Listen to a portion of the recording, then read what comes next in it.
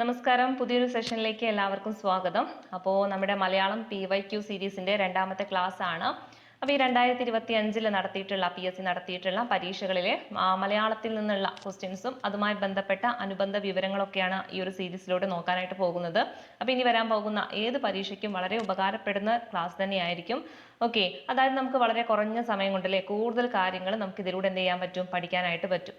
അപ്പോൾ കൃത്യമായിട്ട് ക്ലാസ്സുകൾ കാണുക. ആദ്യത്തെ ക്ലാസ് കാണാത്തവരുണ്ടെങ്കിൽ അത് കൃത്യമായിട്ട് കണ്ട് അതിൻ്റെ നോട്ടൊക്കെ എഴുതി പഠിക്കാം. ഓക്കെ, അപ്പോൾ നമുക്ക് നേരെ ക്ലാസ്സിലേക്ക് കടക്കാം.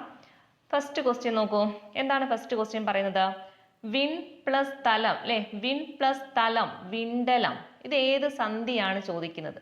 ഓക്കെ, അപ്പം ഇങ്ങനെയും പരീക്ഷയ്ക്ക് ചോദിക്കാറുണ്ട്, സന്ധി ഏതാന്നൊക്കെ വെച്ചിട്ട് ചോദിക്കാറുണ്ട്. അപ്പോൾ ഓർത്ത് വെച്ചേക്കാം, നമുക്കല്ലേ സന്ധികൾ എന്ന് പറഞ്ഞു കഴിഞ്ഞാൽ ആഗമസന്ധി ഉണ്ട്, ദ്വിത്വസന്ധി ഉണ്ട്, ആദേശം, ലോപം, അങ്ങനെ പ്രധാനമായിട്ടുള്ള സന്ധികളൊക്കെ ഉണ്ട്. ആഗമസന്ധി എന്ന് പറഞ്ഞാൽ എന്താ? ഇങ്ങനെ രണ്ട് പദങ്ങൾ കൂടി ചേരുന്ന സമയത്ത് ഒരു പുതിയ പദം അവിടെ രൂപപ്പെടുന്നുണ്ടെങ്കിൽ അതെന്താണ്? ആഗമസന്ധിയാണ്. അതുപോലെ ആദേശസന്ധി ആണെങ്കിലോ, ഇതുപോലെ രണ്ട് പദങ്ങൾ കൂടി ചേരുന്ന സമയത്ത് അതിലേതെങ്കിലും ഒരു പദം പോവുകയും വേറൊരു പദം അതിലേക്ക് കൂടിച്ചേരുകയും ചെയ്യുന്നുണ്ടെങ്കിൽ അതേതാണ്? ആദേശസന്ധിയാണ്. ദ്വിത്വസന്ധി എന്ന് പറഞ്ഞാൽ എന്താ അല്ലെ? ദ്വിത്വം എന്ന് പറയുമ്പോൾ തന്നെ എന്താ? ഇരട്ടിക്കലാണ്. ഇതുപോലെ രണ്ട് പദങ്ങൾ കൂടി ചേരുന്ന സമയത്ത് അവിടെ എന്താണ്? ഏതെങ്കിലും ഒരു പദം ഇരട്ടിച്ച് വന്നിട്ടുണ്ടെങ്കിൽ അത് ദ്വിത്വസന്ധിയാണ്. ലോപസന്ധി ആണെങ്കിലോ അല്ലെ, ആ പേരിൽ തന്നെയുണ്ട്, ലോപിച്ച് പോവുകയാണ് അല്ലെ, അതിൽ നിന്ന് പോവുകയാണ്.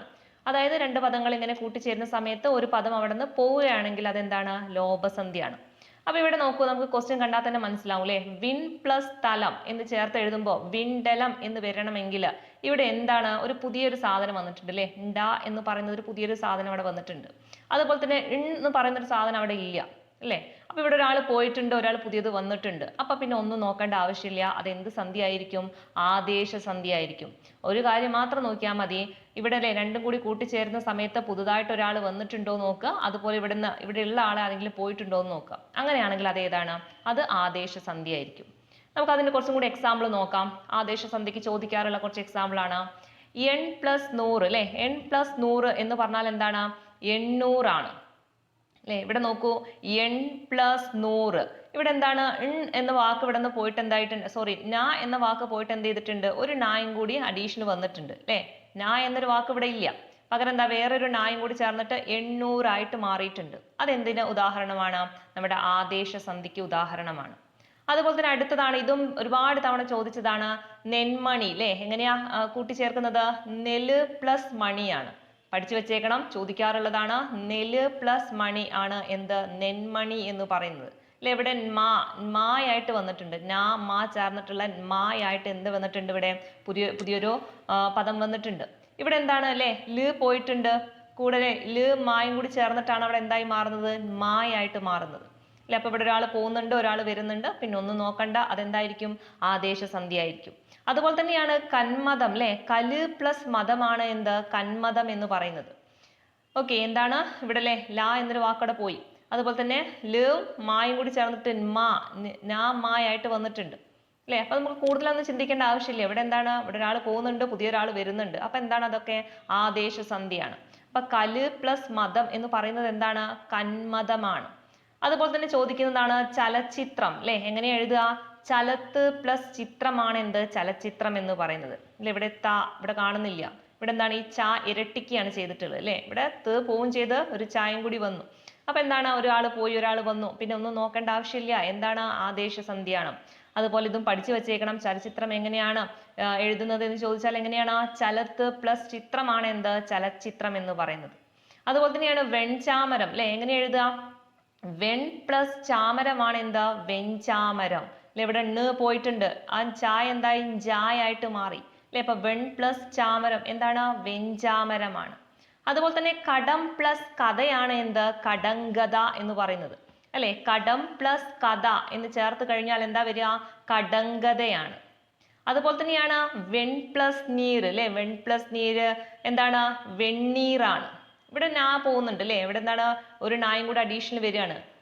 പോയിട്ട് വരികയാണ്. അങ്ങനെ എന്താവുന്നുണ്ട്? വെണ്ണീർ ആവുന്നുണ്ട് അല്ലെ. വെണ്ണീർ എങ്ങനെയാ എഴുതുന്നത്? വെൺ പ്ലസ് നീറാണ്. ഓർത്ത് വെച്ചേക്കണം, വെൺ പ്ലസ് നീറാണ് എന്ത്? വെണ്ണീർ എന്ന് പറയുന്നത്. അപ്പൊ ഇത്രയും കാര്യങ്ങൾ അവിടെ പഠിച്ചു വെച്ചേക്കുക. അടുത്ത ക്വസ്റ്റ്യൻ നോക്കാം. ക്ലീബം എന്ന പദത്തിന്റെ അർത്ഥം എന്ത്? ഓക്കെ, എന്താണ് ക്ലീബം അല്ലെ. ക്ലീബം എന്ന പദത്തിന്റെ അർത്ഥം എന്താണ്? അർത്ഥം വരുന്നത് ഏതാണ്? ഓപ്ഷൻ ഡി ആണ്.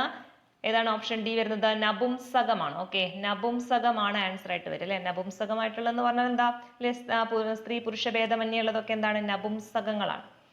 അപ്പൊ ആ ക്ലീബം എന്ന വാക്കിന്റെ അർത്ഥം എന്താണ്? നപുംസകമാണ്. അതുപോലെ ഇവിടെ ചോദിക്കാറുള്ളത് സ്ത്രീയെ പറ്റിയിട്ട് സ്ത്രീയുടെ പര്യായങ്ങൾ ചോദിക്കാറുണ്ട് അല്ലെ. നാരി എന്ന് പറഞ്ഞാൽ ആരാണ്? സ്ത്രീയാണ് അല്ലെ. നാരി, നാരി എന്ന് പറഞ്ഞാൽ സ്ത്രീയാന്ന് എല്ലാവർക്കും അറിയാം. അതുപോലെ തന്നെയാണല്ലേ യോഷ, യോഷ എന്ന് പറഞ്ഞാലും ആരാണ്? സ്ത്രീയാണ്. അതുപോലെ അബല അല്ലെ, അബലയായ എന്ന് പറയാറുണ്ട് അല്ലെ. അബല എന്ന് പറഞ്ഞാൽ എന്താ? സ്ത്രീയാണ്.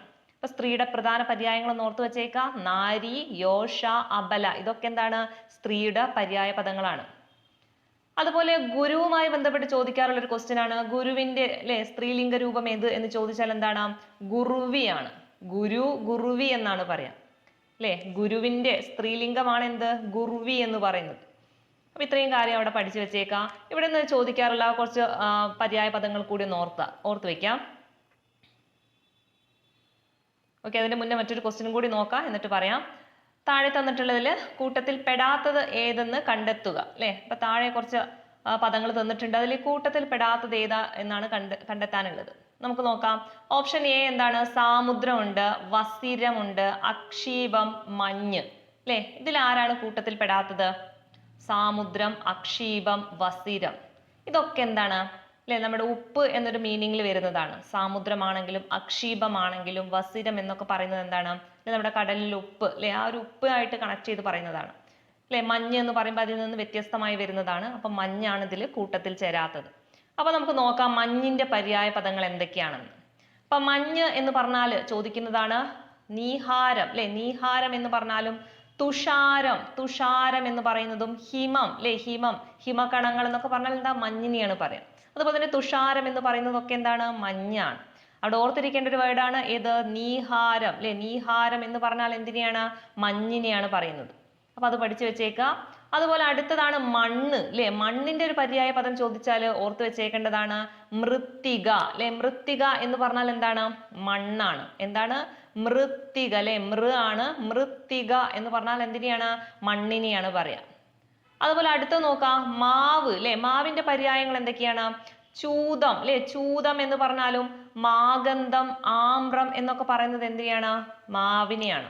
ചൂതം ചോദിച്ചിട്ടുണ്ട്, മാഗന്ധം ചോദിച്ചിട്ടുണ്ട്, പഠിച്ചു വെച്ചേക്കണം. ചൂതം എന്ന് ചോദിച്ചാലും മാഗന്ധം എന്ന് ചോദിച്ചാലും എന്തിനെയാ പറയാ? മാവിനെയാണ് അല്ലെ. മാവ് ഓർത്ത് വെച്ചേക്ക. ചൂതം, ചൂതം, മാഗന്ധം, മാഗന്ധം. അതുപോലെ തന്നെ ആമ്രം എന്ന് പറയുന്നതും മാവിനെയാണ്. ഓക്കെ, അതുപോലെ അടുത്തൊരു വേർഡ് നോക്കാം മുഖം അല്ലെ. മുഖത്തിന്റെ പര്യായങ്ങൾ എന്തൊക്കെയാണ്? മുഖം എന്ന് പറഞ്ഞാല് ആനനം അല്ലെ. ആനയുടെ മുഖം എന്ന് ആലോചിച്ചാൽ മതി. ആനനം എന്ന് പറയാം. അതുപോലെ തന്നെ വദനം, വദനം എന്ന് പറഞ്ഞാലും എന്താണ്? മുഖമാണ്. ആസ്യം അല്ലെ. ആസ്യം, ഹാസ്യമല്ല, ഈ ഹായ് അല്ല, ഏതാണ്? ഈ അല്ലെ, ആയാണ്. ആസ്യം, ആസ്യം എന്ന് പറഞ്ഞാൽ എന്താണ്? മുഖമാണ് അല്ലെ. ഹാസ്യമൊക്കെ എവിടെ വരിക? ഹാസ്യത്തിലാണ് അല്ലെ. ഹാസ്യം എന്ന് പറഞ്ഞ വരുന്നത് എവിടെയാണ്? നമ്മുടെ മുഖത്തല്ലേ. അപ്പൊ ആസ്യം ഹാസ്യത്തിലാണ് വരിക. അതുപോലെ തന്നെ വക്രതം അല്ലെ. വക്രതം എന്ന് പറയുന്നത് എന്താണ്? മുഖമാണ്. ഒരു മുഖം വക്ര രൂപത്തിലാണെന്ന് ആലോചിച്ചാൽ മതി. അപ്പൊ മുഖത്തിന്റെ പ്രധാന പര്യായങ്ങൾ എന്തൊക്കെയുണ്ട്? ആനനമുണ്ട്, വദനമുണ്ട്, ആസ്യമുണ്ട്, അതുപോലെ തന്നെ വക്രതമുണ്ട്. ഇതൊക്കെ എന്താണ്? മുഖത്തിന്റെ പര്യായങ്ങളാണ്. അപ്പൊ മാവാണെങ്കിൽ ചൂതം, മാഗന്ധം, ആമ്രം. മണ്ണാണെങ്കിലോ മൃത്തിക അല്ലെ. ഇപ്പൊ തന്നെ പഠിച്ചു പോകുക ഓരോ കാര്യങ്ങളും പറയുമ്പോൾ. ഓക്കെ, അപ്പൊ മണ്ണിന്റെ പര്യായം എന്താണ്? മൃത്തികയാണ്. മഞ്ഞാണെങ്കിലോ മഞ്ഞ് എന്ന് പറഞ്ഞാൽ അല്ലെ തുഷാരം, ഹിമം, നീഹാരം എന്നൊക്കെ പറയുന്നത് എന്തിനെയാണ്? മഞ്ഞിനെയാണ് പറയാ. ഓക്കെ, അടുത്ത ക്വസ്റ്റ്യൻ നോക്കാം. ശരിയല്ലാത്ത വിപരീത രൂപം ഏത് എന്നാണ് ചോദിച്ചിട്ടുള്ളത്. ഓരോന്ന് നോക്കാം. അണിയം അല്ലെ. അണിയത്തിന്റെ ഓപ്പോസിറ്റ് ആണ് എന്ത്? അമരം എന്ന് പറയുന്നത്. അത് കറക്റ്റ് ആയിട്ടുള്ളതാണ്. അണിയം, അമരം എന്നാ പറയാം. അതുപോലെ തന്നെ ആദാനം അല്ലെ. ആദാനം, പ്രധാനം, അത് തന്നെയാണ് കറക്റ്റ്. ആദാനത്തിന്റെ ഓപ്പോസിറ്റ് ആണ് പ്രധാനം.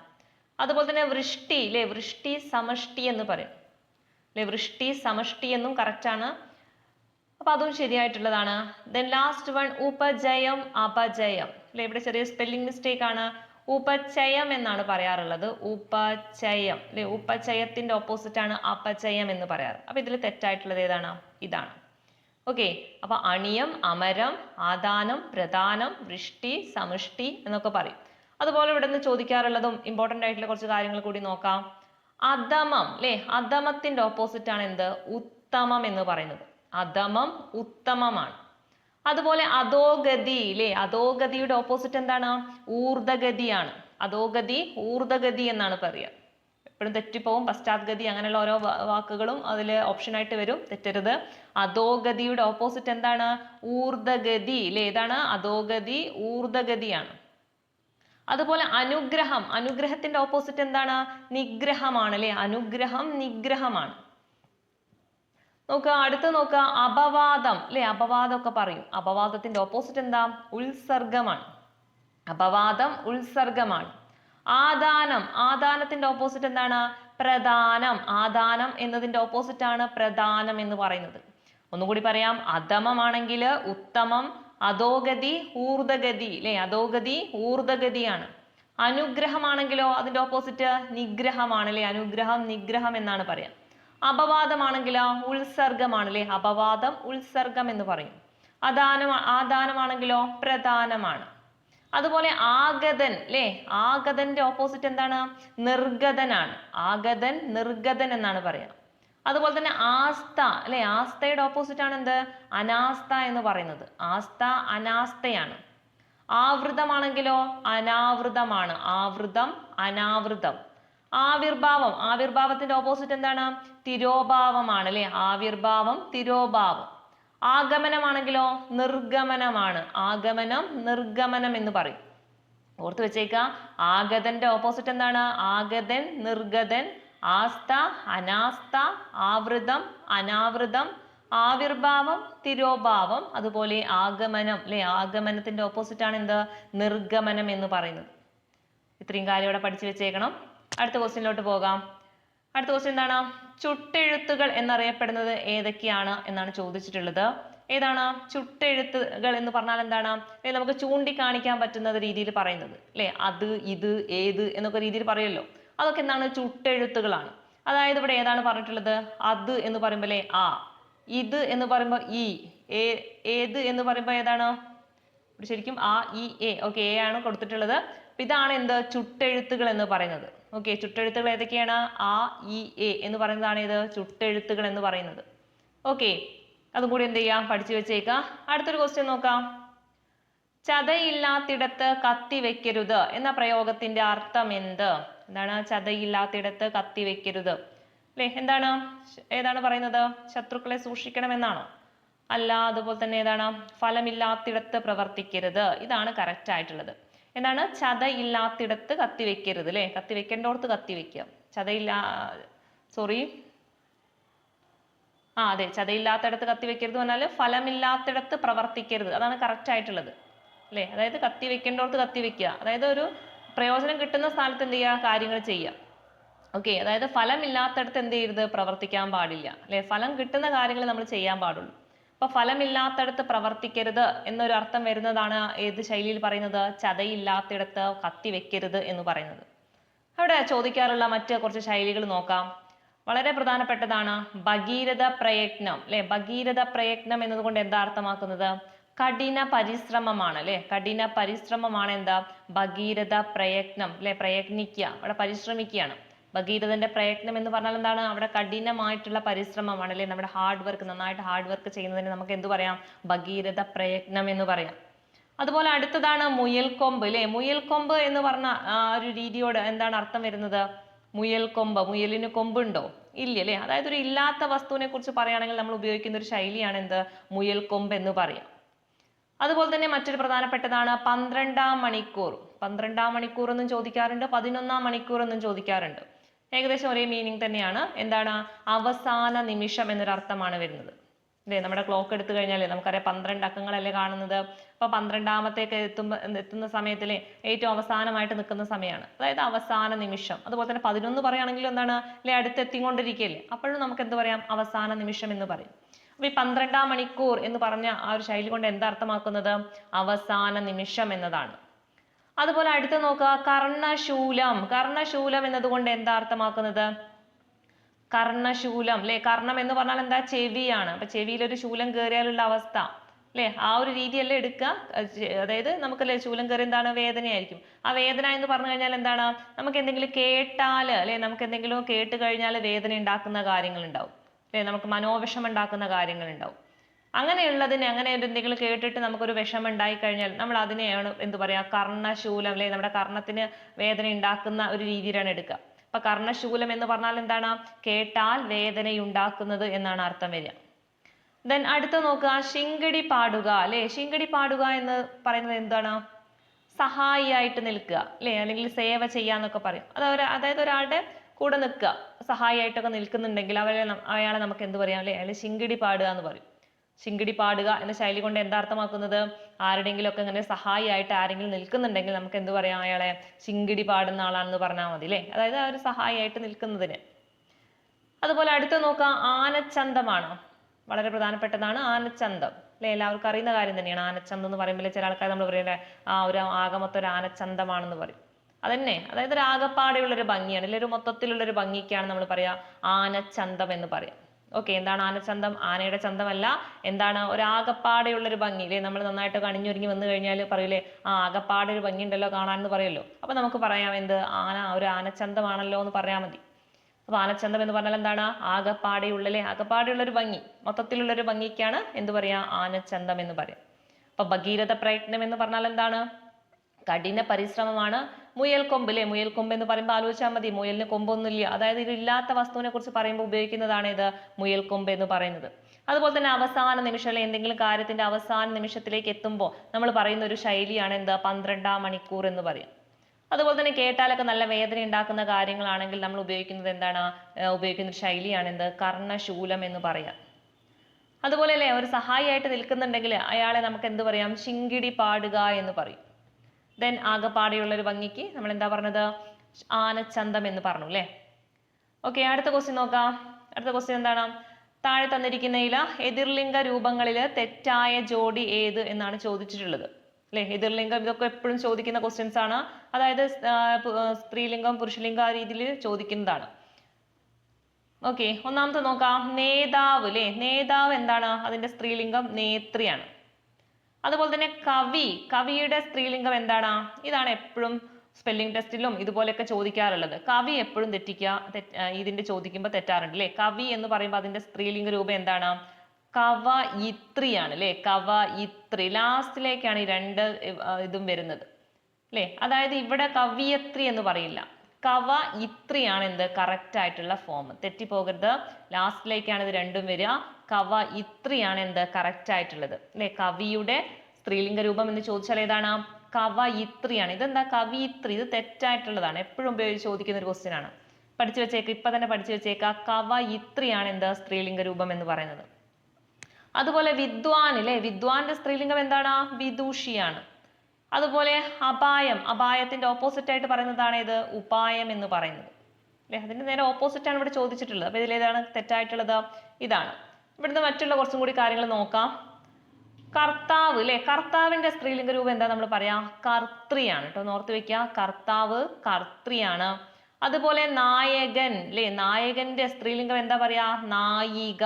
ഇത് ലേറ്റസ്റ്റ് ആയിട്ട് ചോദിച്ച സാധനമാണ്, നായികയാണ് കേട്ടോ കറക്റ്റ് ആയിട്ടുള്ളത്. നായകൻ നായികയാണ്, അല്ലാതെ നായകി അല്ല.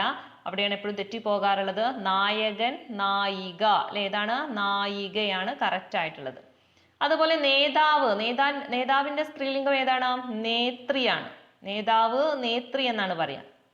ലേഖകനാണെങ്കിലോ, ലേഖകൻ ലേഖിക എന്ന് പറയും അല്ലെ. ലേഖകന്റെ സ്ത്രീലിംഗം ചോദിച്ചാൽ ഏതാണ്, ലേഖികയാണ്. ഓർത്ത് വെച്ചേക്കണം, ലേഖകൻ ലേഖിക.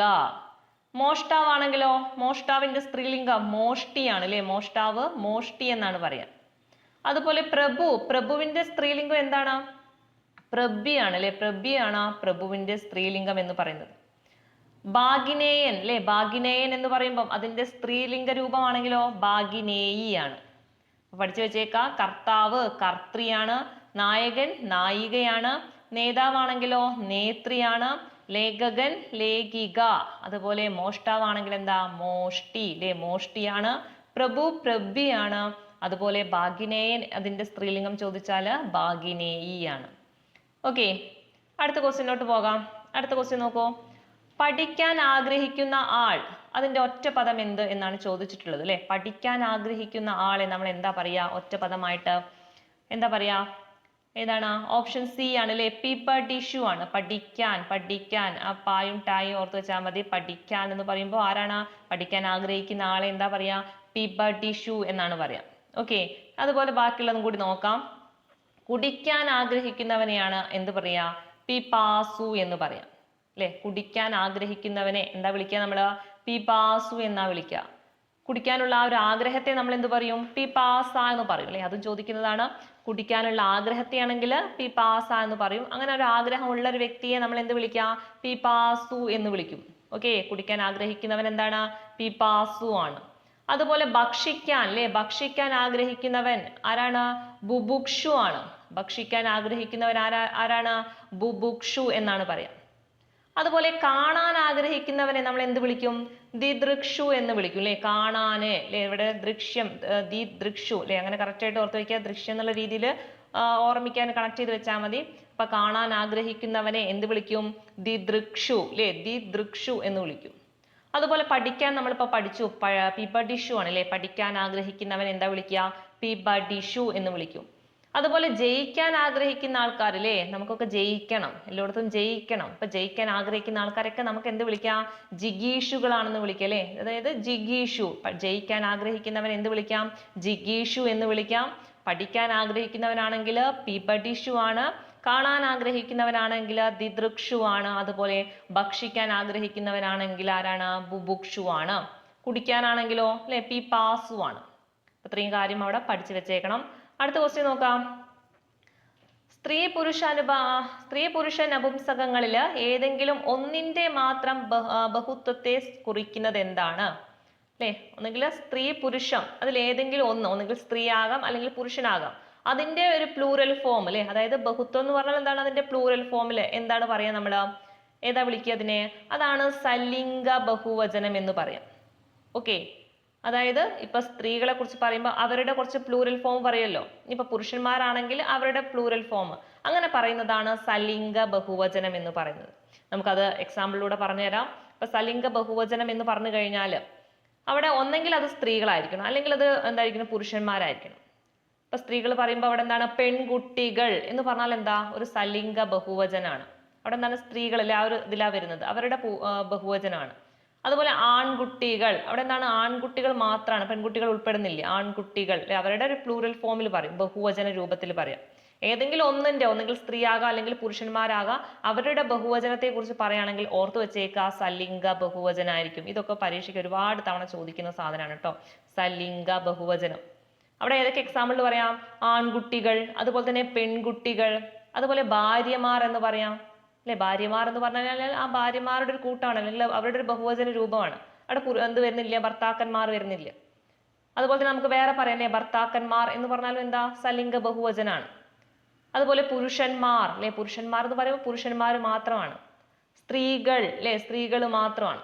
അങ്ങനെ ഏതെങ്കിലും ഒന്നിന്റെ, ഏതെങ്കിലും ഒരു ലിംഗത്തിന്റെ പ്ലൂറൽ ഫോമിൽ പറയാം അല്ലെ, അതായത് ബഹുവചനത്തിൽ പറയുന്നുണ്ടെങ്കിൽ അതൊക്കെ എന്താണ്? സലിംഗ ബഹുവചനമാണ്. അതുപോലെ ഓർത്തിരിക്കണം, അലിംഗ ബഹുവചനം എന്ന് പറഞ്ഞാൽ എന്താണ്? അലിംഗം അല്ലെ, ആ ലിംഗം അവിടെ പ്രത്യേകിച്ച് ലിംഗം എടുത്തു പറയുന്നില്ല, അവിടെ എല്ലാവരും ഉൾപ്പെടുന്നുണ്ട്. ഇവിടെ സ്ത്രീകളും പുരുഷനും എല്ലാവരും ഉൾപ്പെടുന്ന ഒരു വിഭാഗമായിരിക്കും. എക്സാമ്പിൾ പറയുകയാണെങ്കിൽ കുട്ടികൾ അല്ലെ, കുട്ടികൾ എന്ന് പറഞ്ഞു കഴിഞ്ഞാൽ അവിടെ എന്താണ്? ആൺകുട്ടിയുണ്ട് പെൺകുട്ടിയുണ്ട്, അവിടെ അങ്ങനെ എടുത്തു പറയുന്നില്ല. അവിടെ ആൺകുട്ടികൾ എന്ന് പറഞ്ഞാൽ അപ്പൊ ആരായി മാറി? സലിംഗമായി മാറി. കാരണം പ്രത്യേക ഒരു ലിംഗത്തെ, അതിന്റെ ഒരു ബഹുവചനമാണ് പറഞ്ഞത്. അലിംഗം എന്ന് പറഞ്ഞാൽ രണ്ടുപേരും ഉൾപ്പെടും അല്ലെ. കുട്ടികൾ എന്ന് പറഞ്ഞാൽ അവിടെ ആൺകുട്ടികളുണ്ട് പെൺകുട്ടികളുണ്ട്. അപ്പൊ അങ്ങനെയുള്ളതൊക്കെ എന്താണ്? അലിംഗ ബഹുവചനാണ്. അങ്ങനെ പ്രത്യേകിച്ച് ഒരു ലിംഗത്തെ എടുത്തു പറയില്ല. അതുപോലെ തന്നെ അധ്യാപകർ അല്ലെ, അധ്യാപകർ എന്ന് പറയുമ്പോൾ എന്താണ്? അലിംഗ ബഹുവചനമാണ്. അധ്യാപികമാർ എന്ന് പറയുമ്പോൾ എന്തായി മാറി അല്ലെ, അവിടെ സ്ത്രീകളുടെ രൂപത്തിലാണ്, അപ്പൊ അത് സലിംഗമാണ്. അധ്യാപകന്മാർ എന്ന് പറഞ്ഞാലോ അതും സലിംഗമാണ് അല്ലെ, അവിടെ പുരുഷന്മാരുടെ രീതിയിലാണ് എടുക്കുന്നത്.